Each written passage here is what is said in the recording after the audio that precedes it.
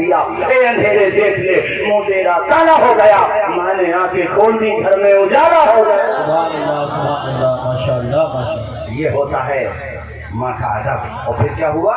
اپنے بیٹے کو پڑھایا ماں نے۔ ماں تمہیں سنا رہا ہوں خاص طور پہ، یہ جو 6 بچے حافظ قرآن بنے ان کے پیچھے ان کی ماں کی بڑی محنت ہوگی بے شک۔ حضرت امام بخاری کو ماں نے تعلیم حاصل کرنے کے لیے مختلف شہروں میں بھیجا، اور اللہ نے اتنا قابل بنایا، اللہ نے اتنا علم عطا فرمایا کہ باقی آپ کے جو ساتھی تھے جو مدرسوں میں پڑھنے جاتے تھے، محدثین کے پاس پڑھنے جاتے تھے، وہ دفتروں کے اندر حدیثیں لکھتے تھے۔ شروع میں امام بخاری لکھتے ہی نہیں تھے۔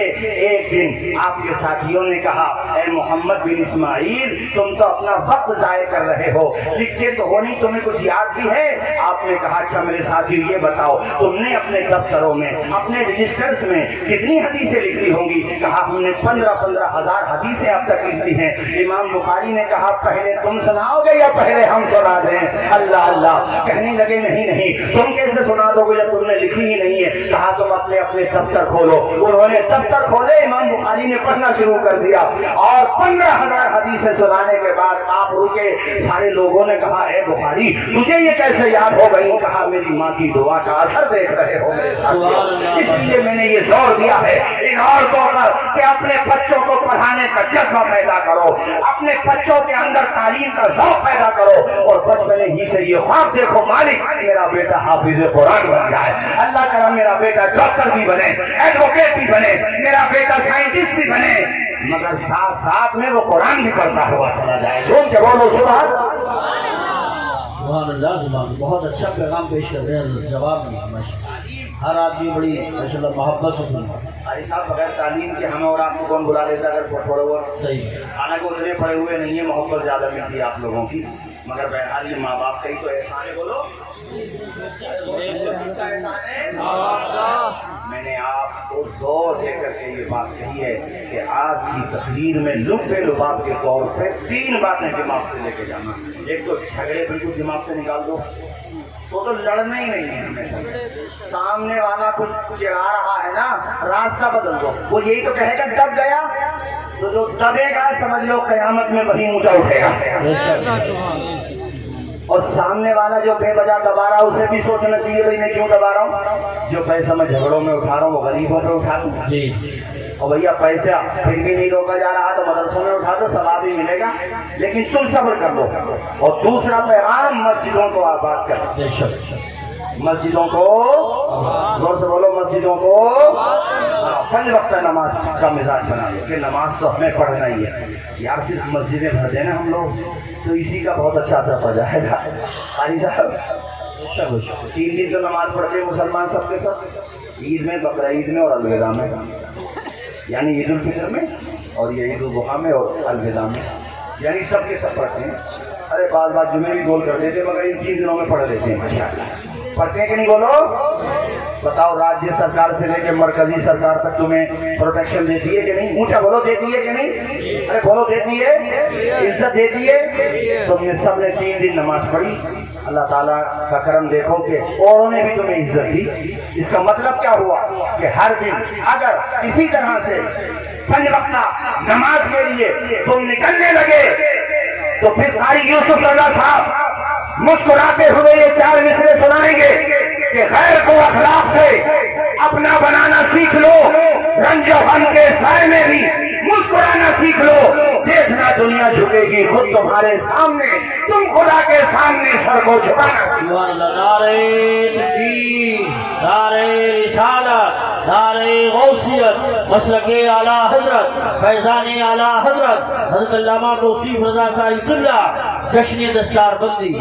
حاجی صاحب 15,000 حدیثیں ایسے سنا دی۔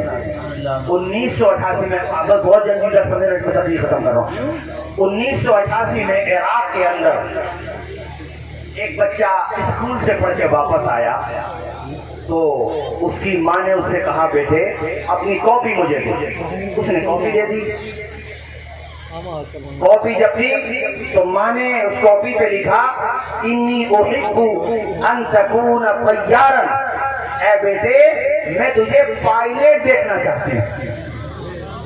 ارے زور سے بولو یار، کیا دیکھنا چاہتے ہوں؟ पायलट समझते हो? जहाज का ड्राइवर, पायलट। माँ से उसने कुछ नहीं कहा, उसने वो कॉपी का पर्चा हिफाजत के साथ रख लिया और वो बच्चा पढ़ता रहा यहाँ तक के सन 2022 के लास्ट मंथ दिसंबर में वो दिन भी आया। अच्छा, उसके बीच में कई दफा ऐसा हुआ, वो कहता था माँ तो उम्रा करने क्यों नहीं जाती? तो माँ कहती थी बेटे मेरी तमन्ना ये है जिस जहाज में बगदाद से बैठ के मदीना एयरपोर्ट या जद्दा एयरपोर्ट जाऊं, उस जहाज को उड़ाने वाला कोई और न हो, मेरा अपना ही बेटा होना चाहिए। मैं ये चाहती हूँ कि मेरा बेटा पायलट हो और उसकी माँ ज़ाहिरे मदीना हो, उसकी माँ मदीने की ज़ियारत करने के लिए जाए। बेटे ने माँ का ये विजन, माँ का ये मकसद, माँ की इस दुआ को अपने दिल से मजबूती के साथ बांध लिया और सन 2022 के आखिरी महीने दिसंबर में कारी यूसुफ रजा साहब वो दिन भी आया कि जब बगदाद एयरपोर्ट पे वो जहाज की तरफ बढ़ रही है तो बेटा जहाज के मेन डोर पे खड़े होकर माँ को सैल्यूट कर रहा है। माशाअल्लाह माशाअल्लाह। आए हैं, झूम के नहीं बोलोगे भाइयों? नींद आने लगी क्या आप लोगों को? झूम के बोलो या रसूल अल्लाह। अल्लाह अल्लाह। जब मेन दरवाजे पे माँ पहुंची और माँ को बेटे ने देखा तो उसने अपना कैप, यानी जो उसका लगाने वाला कैप होती है, उसने वो कैप उतारा और माँ के कदमों में रख दिया।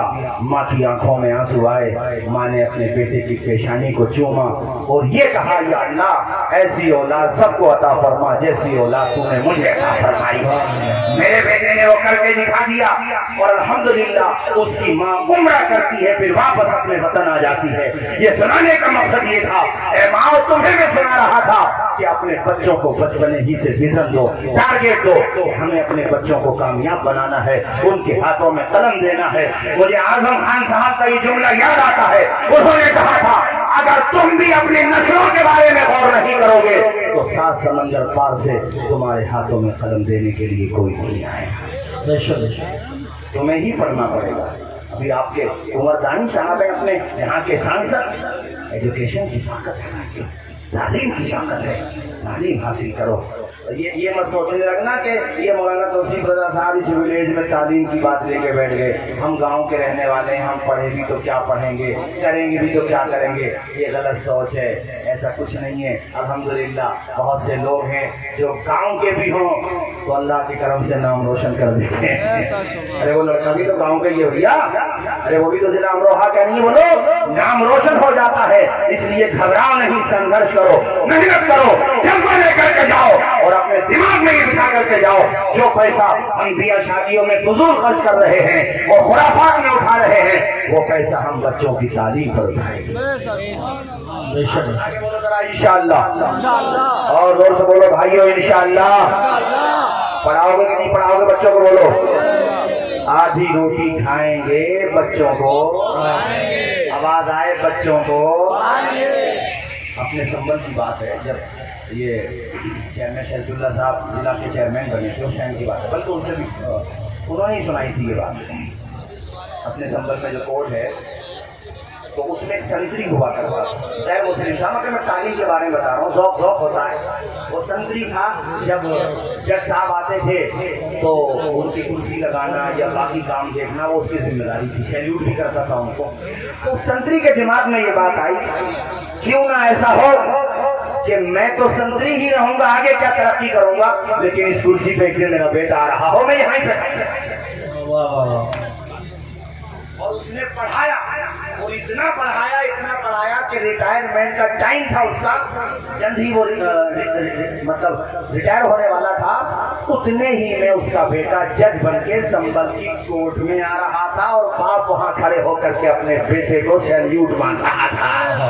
तो बेटा आगे नहीं बढ़ा बल्कि अपने पिताजी के चरणों में झुक गया और अपने पिताजी के चरणों को उसने छुआ, सम्मान दिया। ये कहना चाहता हूँ, अरे उसके एतबार से मैंने कहा तालीम हासिल करना चाहिए। एक अभी यहाँ का हरियाणा का लड़का था, मैंने उसका फोटो देखा सोशल मीडिया पे, वो मेहनत करता था, उसका बाप रक्षा चलाता था, रक्षा बोलर ऑटो चलाता था, मगर बच्चे को पढ़ाता था, कितनी परेशानियां उठाता था, फाका करता था, बच्चे को पढ़ाता था।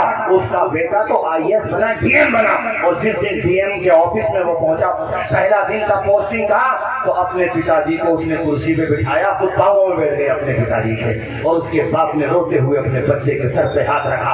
ये चंद बातें तो मैंने सिर्फ इसलिए बताई है ताकि चर्चे का कुछ निचोड़ निकल के आए, इतने मजले में एक बंदा भी ये आजम लेकर के जाए कि इंशाअल्लाह अपने बेटे को एडवोकेट बनाऊंगा, और इतना बड़ा एडवोकेट बनाऊंगा सिर्फ अमरोहा कोर्ट का एडवोकेट न बनेगा, अल्लाह ने चाहा तो मेरा बेटा सुप्रीम कोर्ट का एडवोकेट। और एडवोकेट क्या, हम तो जज का बात देखें ना भाई। अरे ये सब बेवजह की बातें हैं, ये तुम्हें दुनिया नहीं चाहती, कुछ ना कुछ सच्चाई है, मगर लोहा खोटा है तो कहीं ना कहीं लोहार भी तो होता है, कहीं लोहा खोटा है कहीं लोहार खोटा है, कहीं ना कमी तो हमारी भी है।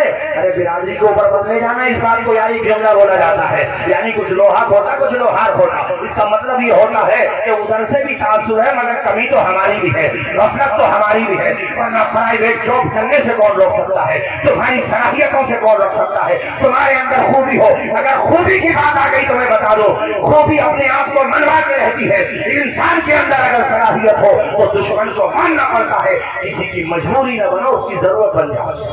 सुभान अल्लाह, बहुत अच्छा जुमला।